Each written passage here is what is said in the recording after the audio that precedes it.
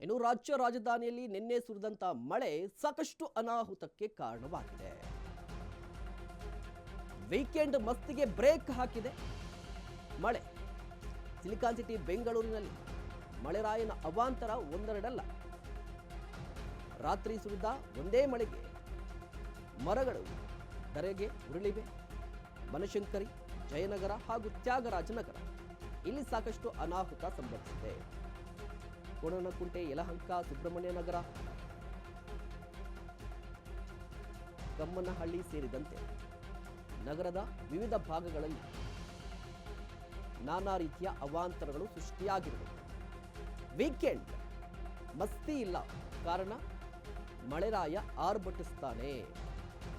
ನಿನ್ನೆ ಬಂದಿದ್ದು ಒಂದೇ ಮಳೆ, ಕಂಪ್ಲೀಟ್ ಬ್ರ್ಯಾಂಡ್ ಬೆಂಗಳೂರಿನ ಬಂಡವಾಳ ಕಂಪ್ಲೀಟ್ ವಾಶ್ಔಟ್.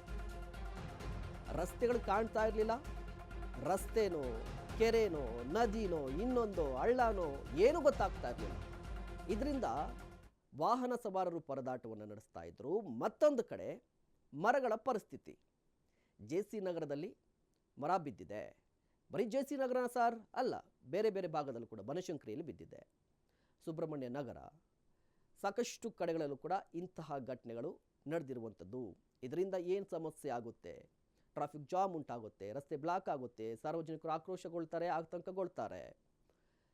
BBMP ಏನು ಮಾಡ್ತಾ ಇದೆ ನೋಡಿ. ನಾವು ಇನ್ನೂ ಬೇಸಿಗೆ ಇರುವಂಥದ್ದು, ನೆಕ್ಸ್ಟ್ ಮಳೆಗಾಲ ಶುರುವಾಗುತ್ತೆ. ನಾವು ಎಷ್ಟು ತಯಾರಿಯನ್ನು ಮಾಡ್ಕೊಂಡಿದ್ದೀವಿ ಅನ್ನೋದಕ್ಕೆ ಎಕ್ಸಾಂಪಲ್ಸ್ ಇವೆಲ್ಲ. ಸಂಬಂಧಪಟ್ಟಂಥ ಅಧಿಕಾರಿಗಳು ಏನು ಮಾಡ್ತಾ ಇದ್ದಾರೆ ನೋಡಿ. ನಿನ್ನೆ ನೈಟ್ ಘಟನೆ ನಡೆದಿರುವಂಥದ್ದು ಈವರೆಗೂ ಕೂಡ ಕ್ಲಿಯರ್ ಆಗಿಲ್ಲ. ಏನು ಮಾಡ್ತಾ ಇದ್ದಾರೆ ಅಧಿಕಾರಿಗಳು?